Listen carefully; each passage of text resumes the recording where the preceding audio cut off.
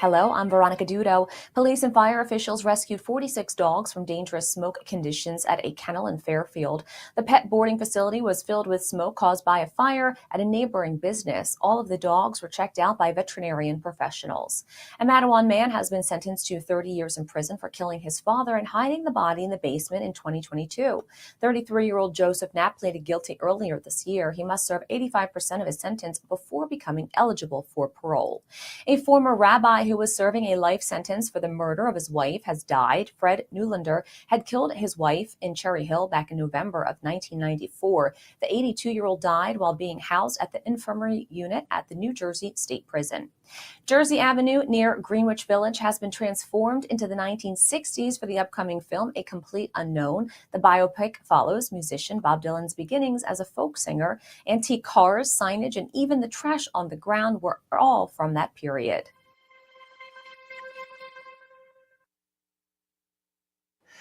Good morning. I'm meteorologist Mike Favetta. On this Thursday, we have a big chill waking up across New Jersey with temperatures around freezing across most of the state. Even southern parts of New Jersey starting to warm through the 40s, but other areas, specifically northern parts of New Jersey, had freeze warnings posted overnight. That's the bright shade of pink and purple you see there up there toward Sussex and western Bergen County. All of this area shaded in pink is a freeze watch. Right down toward the coast, even in Monmouth and Ocean counties, and down toward Atlantic County for some freezing weather overnight. Now, why doesn't this extend further north up the Hudson Valley? Well, that's because the growing season has begun in New Jersey. We had temperatures in the 70s and even near 80 degrees earlier this week. So as the clear sky takes over today, we will see warming yet again. Any showers you see stay down to our south. Over the next few days, not expected to see much rain, at least until Saturday night. There could be a few more showers. We'll talk more about that with the weekend weather. But beyond that, enjoy the sunny weather today with the clear sky lasting all throughout the afternoon and highs that will return to normal back into the 60s. There's that freezing line snaking its way through the Kittatinny Mountains up there in Sussex County, showing you where all of that chilly weather is. But the rest of the state sees that warming trend into the afternoon. Satellite picture not showing much. It is a clear sky across New Jersey. And with that clearing taking us into the afternoon, any of the clouds from yesterday is the front all the way out to sea, stretching out in the Atlantic. So we stay nice and dry through this afternoon. But again, that cold really settling in. Even at this hour, still 37 degrees up in Sussex, 39 toward Hackensack, right there along Route 80, a little further south out toward Flemington. They're over in Hunterdon County, 40 degrees for you along Route 78, 44 in New Brunswick, and 46 right now, taking it down toward Belmar and Farmingdale. Toward Atlantic City, 47 degrees, and Cape May, 49. So that chilly weather remains even going into this afternoon, with the 30s still appearing there up in Sparta, 37 degrees. So it's a cold start to the day. It stays chilly this week. We'll tell you all about it and what to expect with your next weather update and the weekend forecast, feeling like spring as we hit 80 next week to wrap up April. It's coming up in your next weather update.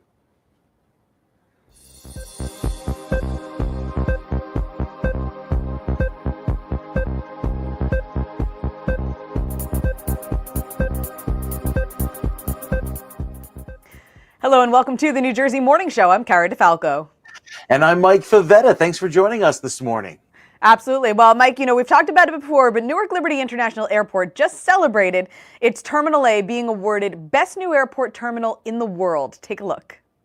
These awards that we're celebrating today named Terminal A of Newark Liberty International Airport the best new airport terminal in not the Northeast, not west of the Mississippi, not in the United States, but in the world.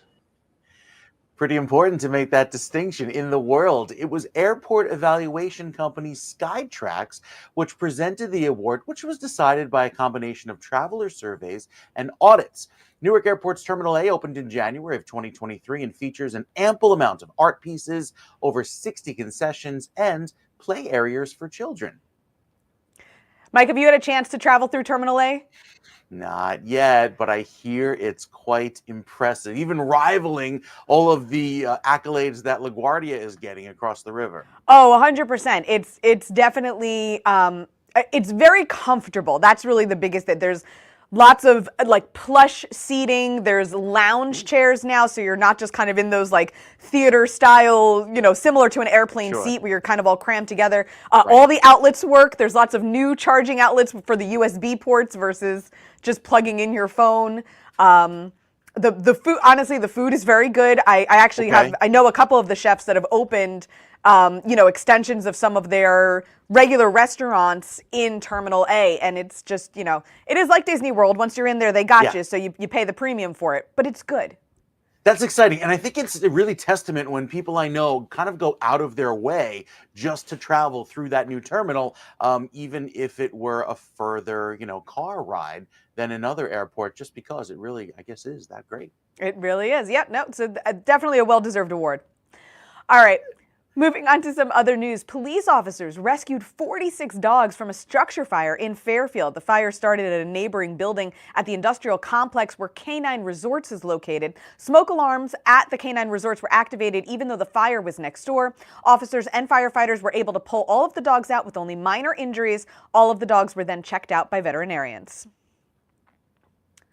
Mike, we're both pet parents for, Sure. fur parents. I can't think of anything more terrifying.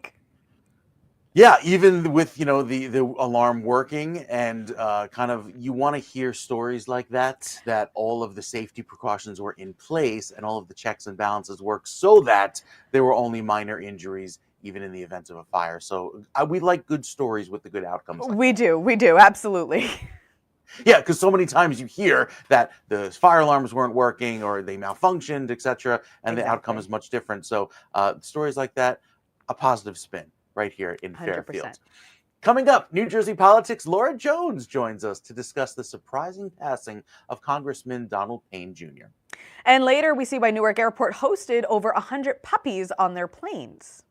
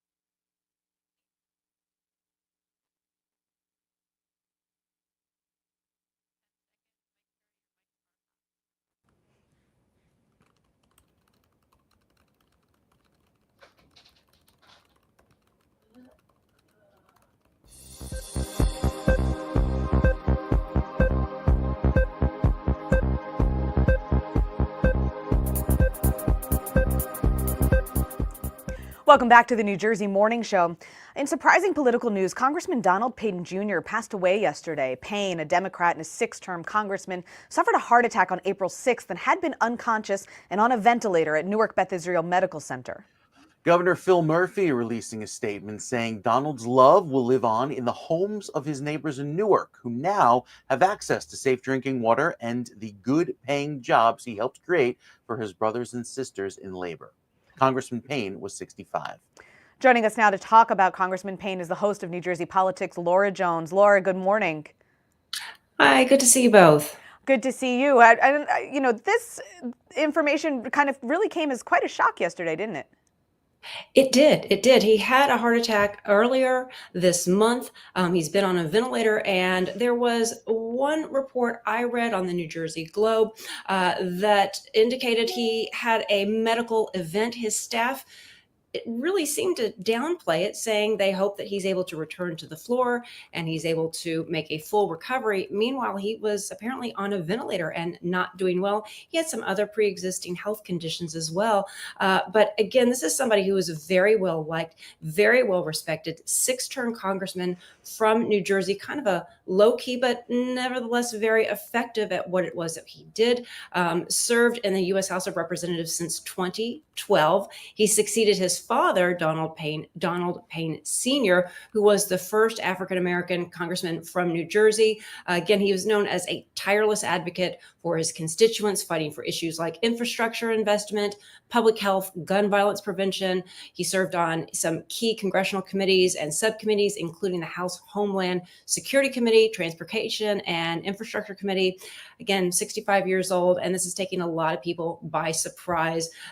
His staff just kind of downplaying the illness almost a week ago. Meanwhile, he was on a ventilator. He leaves behind his wife and 3 children, triplets. Mm.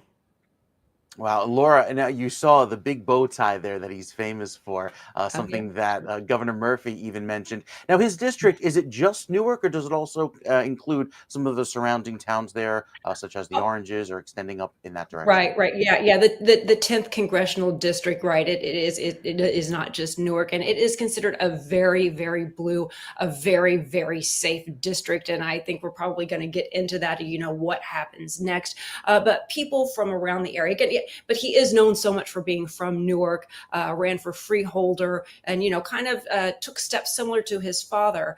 Didn't just jump right into Congress. He served locally and worked his way up and really served the state. People throughout the state of New Jersey are reacting. People in Congress, Governor Phil Murphy called him the dedicated and compassionate server. Frank Pallone, another New Jersey congressman, said he was a truly great public servant. Another Democratic leader, Hakeem Jeffries, who served with him in Congress, said he was a beloved public servant, colleague, and dear friend who left behind a legacy of relentless determination in the face of adversity. My email is just filled with condolences from members of the state legislature. Again, a very well liked, very, very well respected public servant. Yeah, absolutely, Lauren. And he really did leave behind that legacy and that reputation. And you touched on a lot of the things that he's done. What are some of the things in your mind that really stood out? And I know we had mentioned even, and I remember this specifically, starting to get rid of the lead pipes in Newark. And some of the other, what are some of the big, really standout things that he did over the course of his career? I mean, everything that he did with so much passion. And I think what strikes me is not even so much what he did, but how he did it. He wasn't out there in front of cameras all the time. Mm-hmm. He was somebody who walked the walk. He didn't just talk the talk. And I think that's what really stands out in my mind as the legacy that he leaves behind. Mm. Somebody, again, so many members of Congress, they're out there for the quick soundbite. They're coming out, showing up when it's convenient. But no, he was somebody who was really dedicated, and that's what stands out most in my mind. Well, now as we move forward and look at what happens in Congress, what will occur? Is there a process of how his congressional seat is filled? Yes. And, in New Jersey, it's going to get interesting. All right. So what's interesting? This is the good stuff. No, I shouldn't say. But it's very interesting because of certain filing deadlines, and our primary is on June 4th. His name is going to stay on the ballot, which means he's going to win that primary, right? You can't take his name off the ballot. So committee members, Democratic committee members, are responsible for replacing or selecting his replacement. But again, it's an issue of timing. What's not known, could be easy, it could not be easy, is what is Governor Phil Murphy going to do? He could hold a special election, but it's not sure that he will do that. And again, every time something happens in New Jersey, we kind of outdo ourselves and what to expect and what happens now. So his name's going to remain on the ballot. There is a committee on vacancies that can replace him, but again, that deadline has passed. Technically, a dead man can win an election. The primary victory is pretty much automatic, but what happens after the primary, after the June 17th deadline to certify those results, the Secretary of State would have to declare a vacancy for the Democratic nomination in that 10th congressional district. There are no special primary elections once the candidate is nominated, so the only legal way to fill the vacancy would be for the county committee to pick a replacement. So that will be something that is kind of unfolding. Again, Governor Phil Murphy can hold a special election. That special election could be in September, and it also could be held in November as well. So there are some factors that are up in the air. People are waiting to see what is Governor Murphy going to do. This is a very, very solid Democratic district, probably one of the most strongly Democratic districts in the state. So, again, people are going to be paying attention to what Phil Murphy is doing. And we don't know that at this point. Interesting stuff. Laura Jones, as always, New Jersey politics, it rivals every reality TV show ever made. It does, yes. We appreciate your time this morning, my friend. It's always good to see you. By the way, there are plenty of people lining up to say that they will or won't. Newark Mayor Ross Baracca, who probably could have had this seat, I should add this, has said he's not going to run. He's a declared candidate for governor in 2025. Wow. Probably could have had this congressional seat, said, according to reports, not going to do it. Interesting stuff, Laura. We will certainly keep an eye on it, and you'll keep an eye on it for us, and we'll bring you back once there's something new. Thank you again. Thank you. Well, Congressman Tom Kean Jr. recently returned from leading a delegation to Ukraine to meet with President Zelensky. It was part of an effort to support a measure by Congress to approve providing financial support for Ukraine's defense against the ongoing Russia invasion.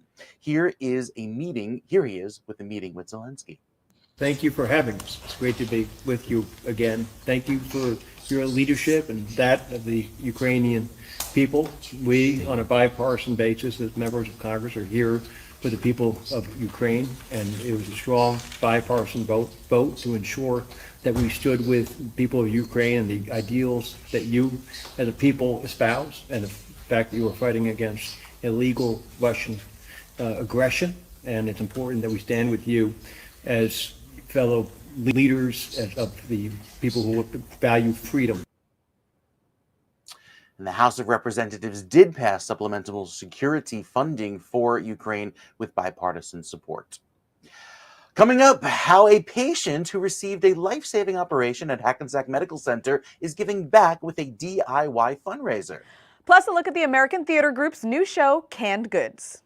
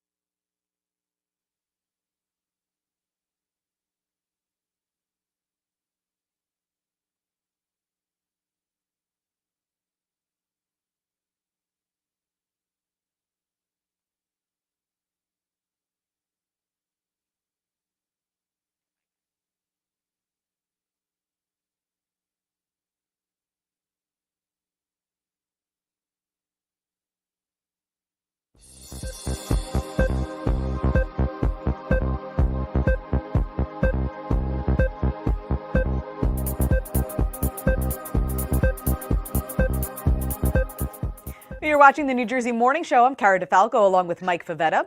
And our guest today received a life-saving operation at Hackensack Medical Center and is here to share her story of becoming a kidney recipient and her new DIY fundraiser with Hackensack Meridian Health Foundation. Please welcome Lavise McCrae to the show. Good morning. Good morning. Thank you for having me. Lavise, it's great to see you on this morning. Can you tell us about the life-saving care that you received? I've been a patient at Hackensack University Medical Center Organ Transplant Division for the last 7 years, and I was on dialysis for 7.5 years, and I faced a lot of challenges, and it was apparent in March of 2023 that if I didn't have a transplant, that I was not going to live past the end of 2023. Oof. I met with the surgeon, Dr. Michael Goldstein, and he pretty much gave me the situation, and he was able to list me under a medically necessary transplant. And Hackensack has been behind me 110%. The staff at the organ transplant division amazing, and they rallied around me to help me have this life-saving transplant. Mm. And so then, Lavise, tell us about the fundraiser that you created. What inspired it to be a DIY, do-it-yourself fundraiser?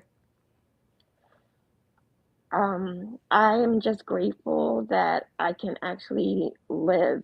I wanted to do something to honor my donor and honor the medical staff at Hackensack, because if it wasn't for them, I wouldn't be here today. From my faith and the support and medical treatment that I received there, I wanted to pay it forward. And I created the DIY fundraiser to help patients who may be in need of assistance, to be, if they're on the same journey as me. Lavise, that's great. Not only, did you reach out to Hackensack Meridian Health Foundation for that, but you're also inspiring others and helping them. Can you tell us, how did you learn about the Hackensack Meridian Health Foundation? When I returned to the clinic after I was released from the hospital after my transplant, I asked to speak to my social worker, and I just wanted to thank her for all the support that she had given me. And I said, there's something, I have to do something in order to um, pay my gratitude. And then she connected me with the foundation, and the ladies at the foundation have supported me 110%. Needed any assistance I needed, they supported me through the whole entire process of creating the DIY fundraiser. Absolutely incredible. Lavise, what would you want to share with potential donors or recipients, anybody who's kind of going through this process right now? I would like to say to potential people who are waiting on the transplant list to never give up hope, because my medical report last year was not great, and it didn't seem like I was going to make it. But through my medical team, hope and prayer, I'm thriving. I'm able to live a quality life now. And to potential donors, I would first say thank you for even wanting to step up to be a hero, to help save someone's life. And if you have any questions about being an organ donor, you can contact the New Jersey Share Network and go there and get a tour and become educated on the process of organ donation. And by you being an organ donor, your legacy will live on. Lavise, thank you for sharing the information about Jersey Share Network, but we also want to know, where can we learn more information about you and your fundraiser? You can reach out to Hackensack Foundation, and there is a link for you to um, contribute to the fundraiser. Well, Great. Elise McRae, kidney recipient and grateful patient, thank you so much for joining us this morning. And thank you. You know, Mike, Inspiring. it really is, and what Yeah. a selfless thing to be an organ donor. And I think a lot of times Sure. we assume. I think we assume you have to be dead to be an organ donor, and you don't. There's a lot of things that you can kind of do without and go, bone marrow. I think at this point they've been able to take a portion of a liver and transplant it and have it grow, so you could do something like that. A kidney, you really only need one. It's not a great situation, but you could do it. So there's a lot of information out there, and it's definitely something worth checking out. And of course, you can always just donate funds to help people. Yeah, and it's so wonderful to see a New Jerseyan inspiring other New Jerseyans with the new NJ Share Network through Hackensack Meridian Health Foundation. A great causes kind of lifts you up on this Thursday morning. It absolutely does. Absolutely. All right, guys, up next, we're going to learn how the American Theater Group's new show, Canned Goods, is connected to a secret incident in World War II.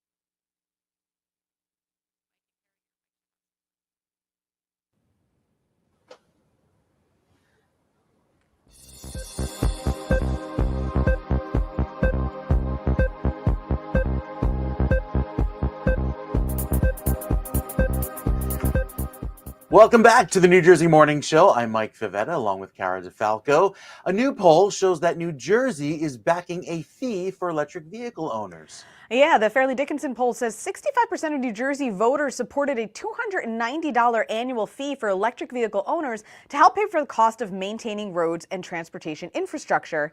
This is actually the first that I'm hearing of it. I'm just trying to kind of take a look because I was under the impression that the point of buying an EV in New Jersey was you actually got a discount.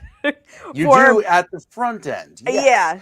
So not only is there the federal tax credit for right at the purchase point for those vehicles that qualify, has to be under a certain threshold, can't be like 100,000 or more. Right. You also get a state credit right at the time of purchase. So it almost doesn't make sense why then they're charging again, some of that money back annually.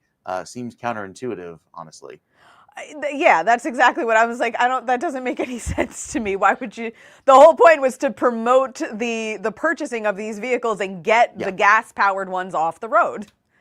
Sure, I you know, understand the point with the infrastructure, how the electric vehicles are far heavier, therefore help, oh, is that what are they? run They weigh more? I didn't know that. much more due to the Okay. weight of the batteries, sometimes between 3 and 4 tons. Wow. So they're very, very heavy.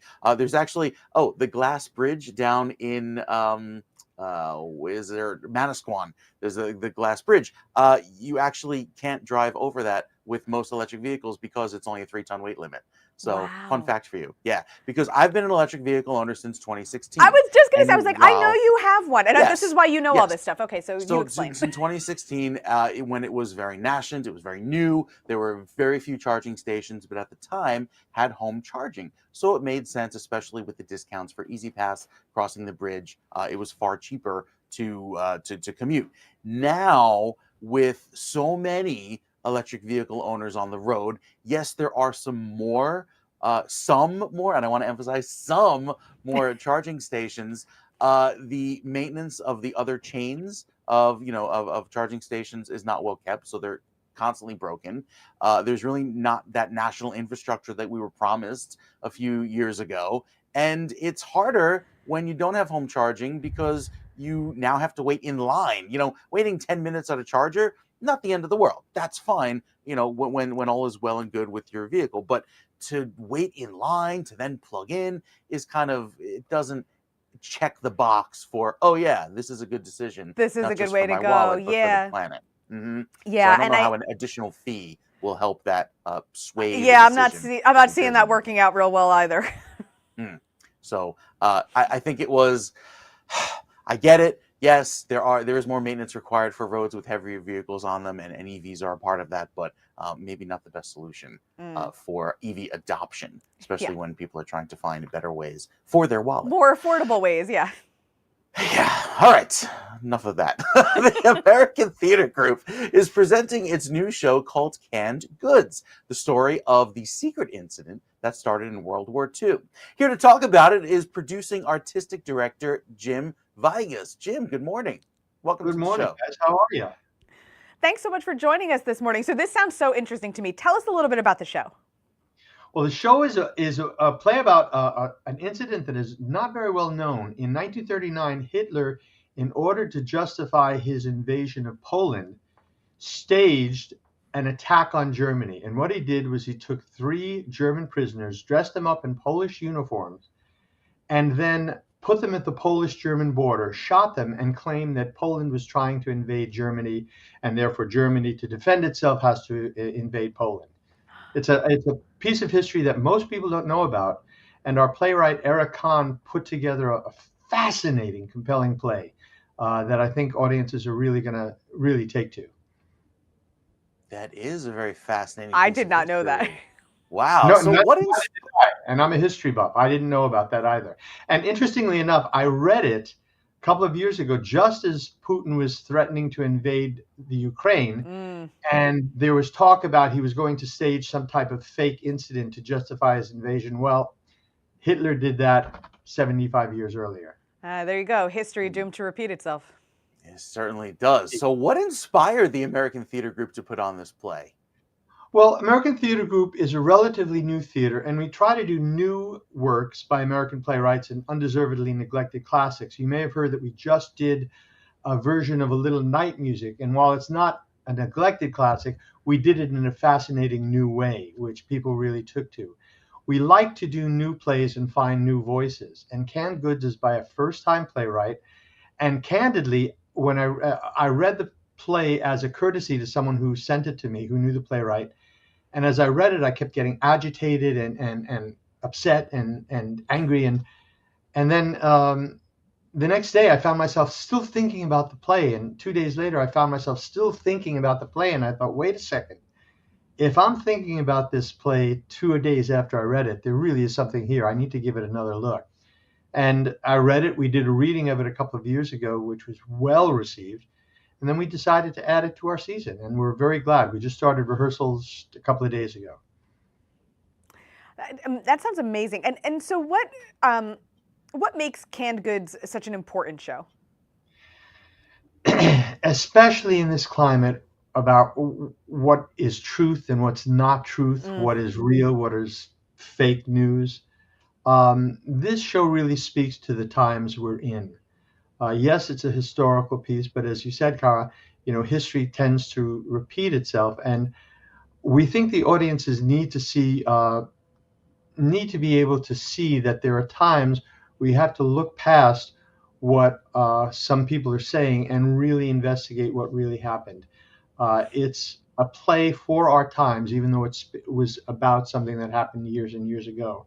And it's also incredibly, it's fascinating. We did a reading on Monday, and as good as I thought the play was, after these actors put it together and did a reading for our first rehearsal, everybody in the room was at the end dumbstruck. It was hard to talk. We were all just kind of our jaws were.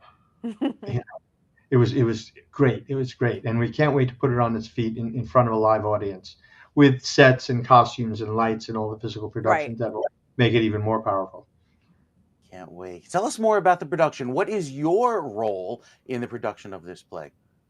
Well, I'm the producing artistic director of American Theater Group, which is located both in Rahway and Basking Ridge. We're going to do a week in Rahway, and then we're going to transfer the show to Basking Ridge. We're doing that to expand our audience base.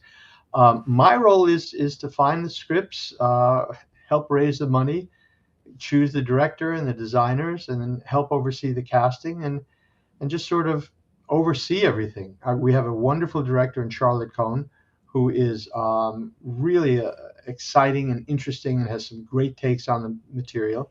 And I just kind of surround myself with talented people and just encourage them to do their best work. I learned very early that while I love theater, I have absolutely no talent of my own. I just surround myself with people that do, and just let them go and play. Jim, that is a talent in and of itself to be able to see the talent in others. So don't knock yourself too hard there. That's what, yeah, my wife says that too. Yeah.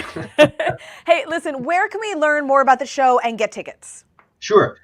You can go to our website, AmericanTheaterGroup.org, that's the best place. Go to our website, AmericanTheaterGroup.org. Beautiful. Jim Valles, thank you so much for your time this morning. We appreciate it, and we look forward to the show. It sounds incredible. It's going to be great. Please come see the show, guys. Take care, everybody. Thanks again. Yeah, Cara, I did not know that. They're very, very interesting. And you knew a lot about the history of World War II, but that was really something that took me by surprise. Yeah, me too. Well, coming up, meet the new president of the College of New Jersey and hear what she has planned for the college. Plus, why there were more than 100 puppies walking through Newark Liberty's Terminal C.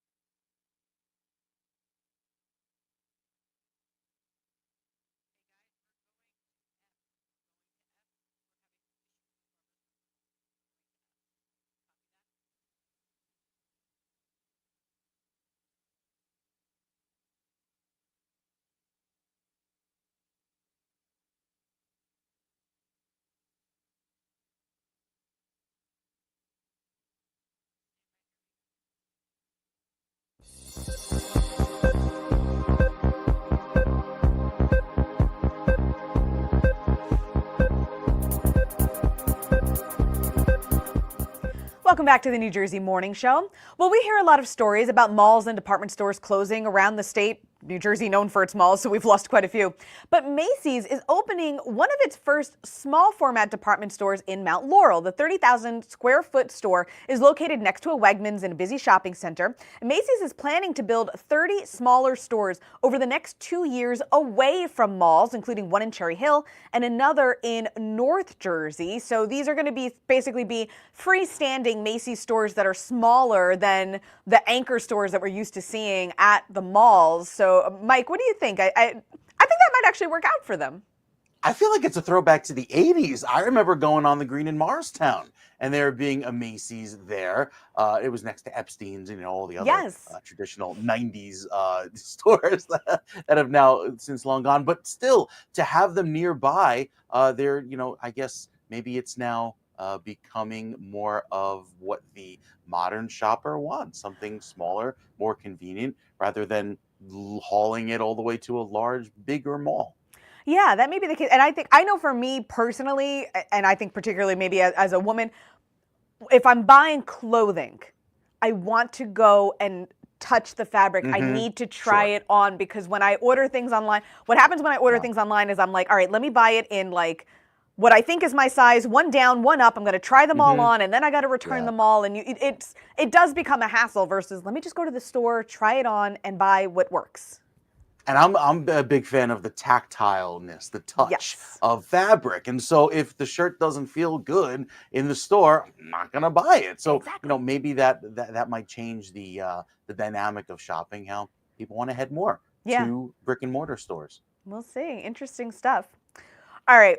Are you ready for the cutest flight ever?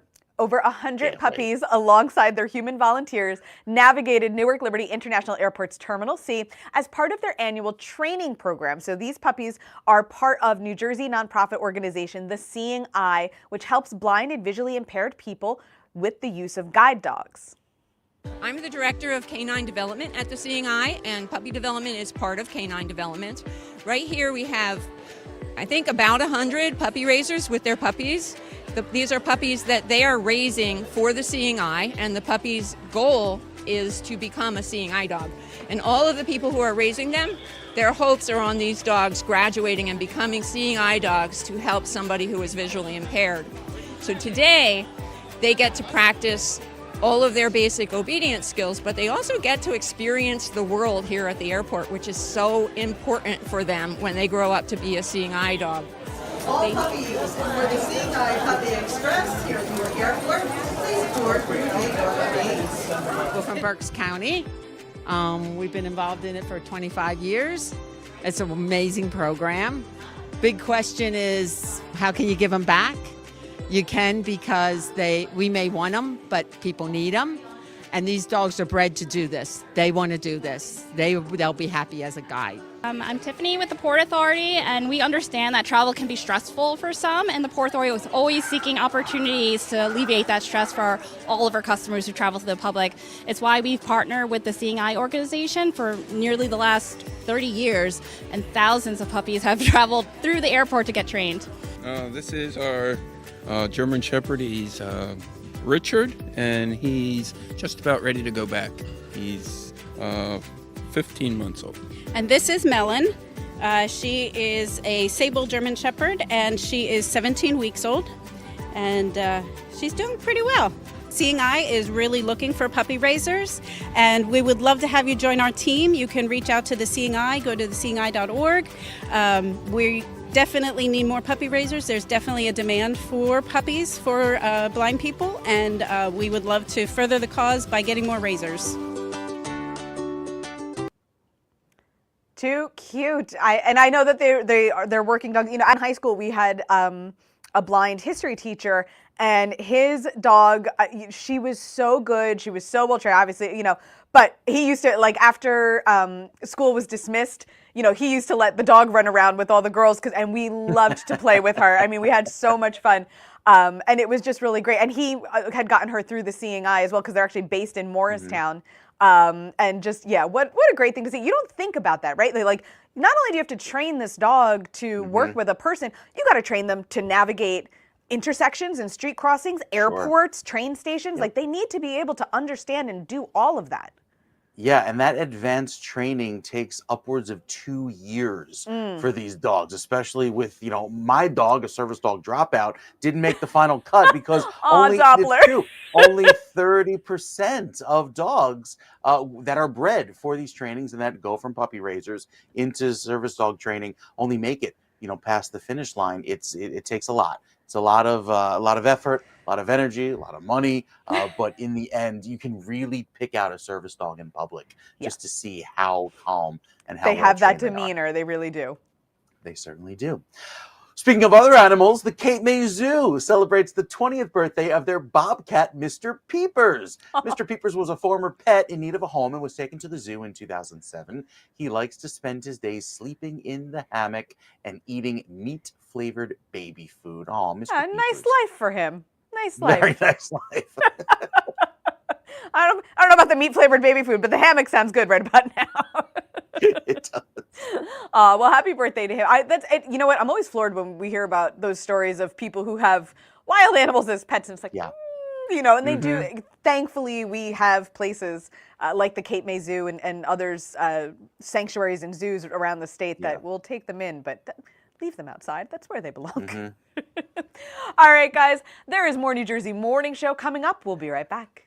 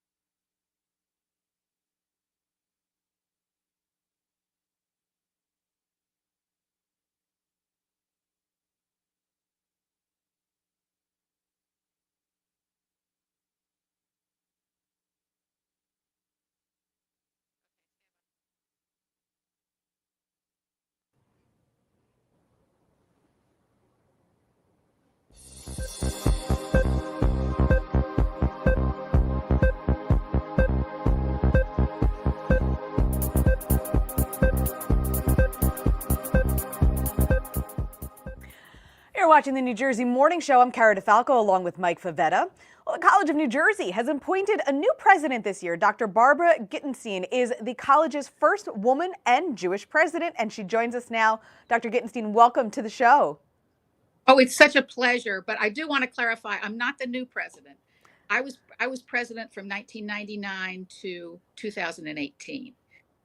So you're new lead president once again. A newish president. Newish. We'll take that. You know what? Tell us a little bit about your story. So, and the book that I'm particularly interested in people reading at this particular point is Experience the Angled Road. And it's about my journey to becoming the president of the College of New Jersey. I was born in a very small town in South Alabama with Jewish parents, and we were like the only one of maybe 3 families of Jews in that county. And we had an unusual experience growing up in that kind of isolated situation. So I had to learn how to be a leader from what I say the periphery, what I would say is the. And it was in some ways a hard life, but in some ways a very privileged life. I think being an outsider is actually a privilege. True words. Yeah, Dr. Gittenstein, how do you feel about returning to this position at TCNJ? It's been wonderful to go back to the campus since there's been 2 successors since I left, and to see what's been happening at the college. It's really a remarkable place. The reason I lasted there for 19 years was that it was such a good fit. I felt that TCNJ was the place where I could have the most impact, and I think the board and the community felt that I was having a good impact. And part of that was my learning from difficult times, both in my personal life and from also difficult times at the college. I think that's what principled leadership is about. How do you use crises to grow and not just grow yourself? Absolutely. So anyone who deals with these kinds of challenges would, I think, benefit from reading the book, because it starts with the earliest mentors in my life, which were particularly my maternal grandmother and my father, who was an extraordinary businessman. And then moves up through the academic mentors I had throughout my life, and then the administrative mentors that I had. Interestingly enough, except for my grandmother, the vast majority of my mentors were men. There weren't that many leaders that were women. And I had to learn to look beyond what were the obvious differences to what we really shared, which were values. And also to embrace the fact that they had embraced me.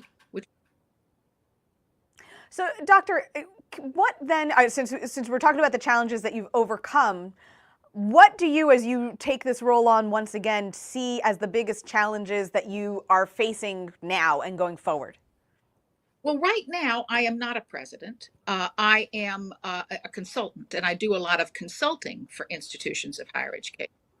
And in that role, I am able to draw on my past and draw on the experiences, learn the specifics of the institution that I'm working with, and help them come up with the solution. It's very important, I think, in thinking about being a consultant, which is also a type of mentor, to make sure that the individual who is actually responsible for the changes creates them, as opposed to you're imposing them on them. And you mentioned earlier about principled leadership. What is the importance of that in higher education specifically? I think particularly now, as we watch what's been happening on college campuses, I think people need to embrace what is right and say when something is wrong, but also understand that there are certain bedrock principles of higher education in the United States that have to be valued. Even when talk or speech is not something that I agree with, it's more important for you to allow, if you're in a position of leadership, to allow someone to speak and to provide other perspectives than to silence them. And I had several experiences while I was president of the college. As you might suspect, it was 19 years. That's a long time. Absolutely. I had several experiences where people, not just students, but also speakers, would come on the campus and say things that were not things that I agreed with, but it was more important for me to allow the speech than to shut down the speech. Interesting. Interesting stuff, especially given what's been going on college campuses recently. Dr. Dittenstein, yeah, thank you so much for your time this morning. We really appreciate it. You're more than welcome. And I hope people buy the book. It's available on Amazon.com. Perfect. Thank you so much for joining us this morning. You're more than welcome. Really fascinating stuff there. And it's, you know, you like to see when people come back, having had such a long tenure as she did, and then still wanting to come back.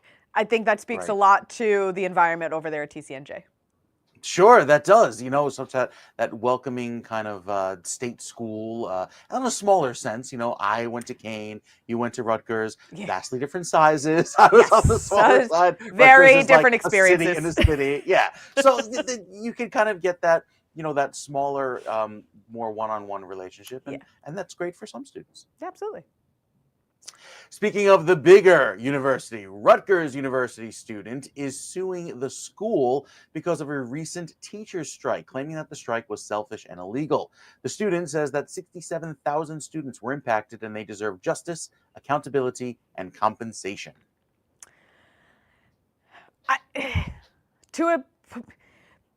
It's funny.